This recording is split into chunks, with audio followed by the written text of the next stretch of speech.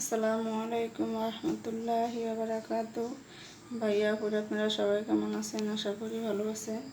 আমি আল্লাহর রহমতে ভালো আছি।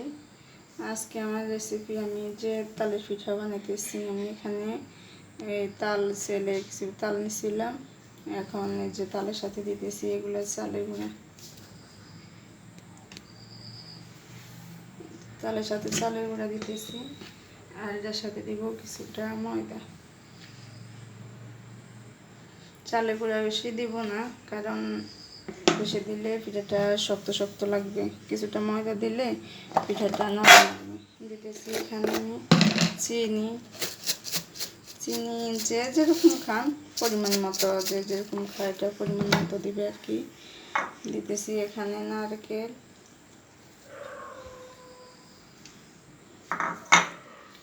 দিতেছি লবণ। লবণ বেশি দিব না, পরিমাণ মতো। মিষ্টি জাতীয় জিনিসে লবণ বেশি লাগে না। দিতেছি এখানে দুধের গুঁড়া,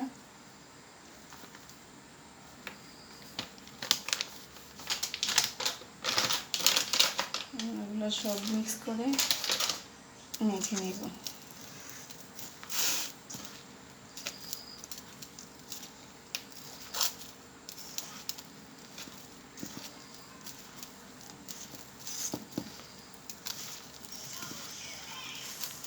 এখানে পানি লাগবে না, তারপরে আমি অল্প করে একটু পানি দেব।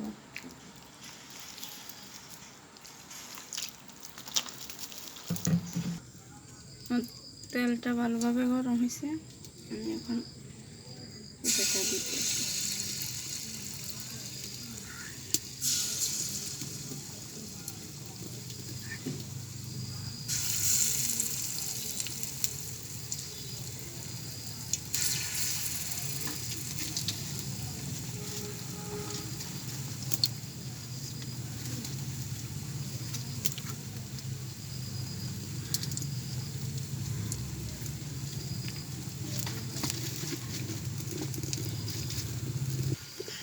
পিঠাটা একটু ইয়ে করে উঠছে,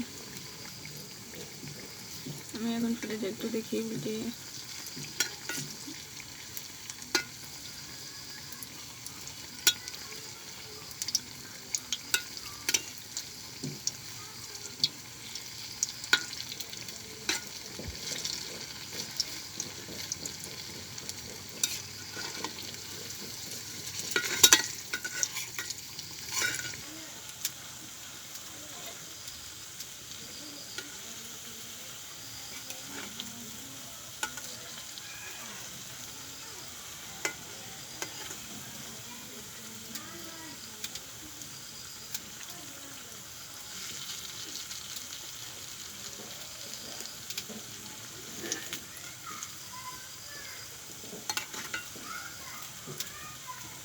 দেখুন পিঠাটা মাশাআল্লাহ ফুলে কত বড় হয়েছে। আমি এটার সাথে ময়দা দিচ্ছি, তো শুধু চালে গুঁড়া দিয়ে বানালে কিন্তু পিঠাটা খেতে বেশি মজা লাগে না, শক্ত শক্ত লাগে। আবার শুধু ময়দা দিয়েও বানালে বেশি নরম নরম হয়ে যায়। মিক্স করে দোনটা দিয়ে মিক্স করে বানালে পিঠাটা খেতে অনেক মজা।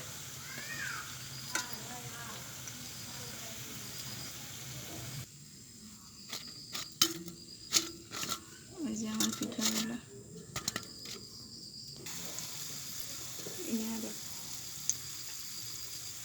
এভাবে আমি সবগুলো পিঠা ভেজে নেব। এই যে সবগুলো পিঠাই আমি এভাবে ভেজে, এই যে আমার পিঠাগুলো আমি আরও ভাজতেছি। এই যে দেখুন ভিতরে কত সুন্দর। আমি হালকা জালে ভাজছি, তো ভিতরে বেশি জালে কিন্তু কাঁচা থাকবে। দেখুন কত সুন্দর পিঠাটা। একবার খেয়ে দেখবেন কেমন, আপনারা খেয়ে দেখবেন। আর যদি ভালো লাগে চ্যানেলটা সাবস্ক্রাইব করবেন, শেয়ার করবেন, পাশে থাকা বেল আইকনটি বাজিয়ে দিবেন। সবাই ভালো থাকবেন, সুস্থ থাকবেন। ওকে, আল্লাহ হাফিজ, আসসালামু আলাইকুম।